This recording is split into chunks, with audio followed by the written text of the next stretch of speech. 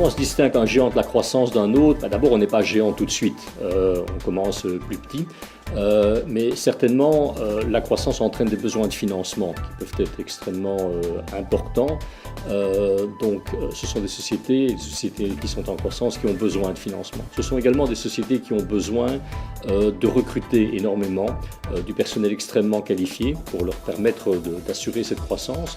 Ce sont également des sociétés qui très vite sont confrontées à d'autres géants de leur secteur en concluant des partenariats par exemple avec eux et donc qui rentrent dans des contrats qui peuvent être relativement complexes dès le début de la création de ce genre de société.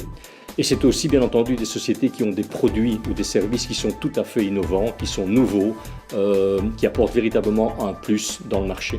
Est-il possible d'apprendre à croître? Je crois qu'il y a tout d'abord une condition sine qua non pour la croissance, c'est d'avoir affaire à un entrepreneur qui a envie de croître.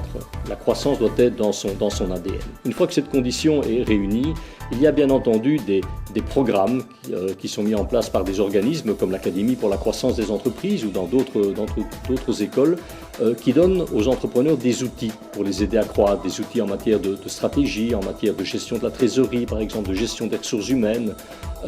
Mais ce ne sont jamais que des outils.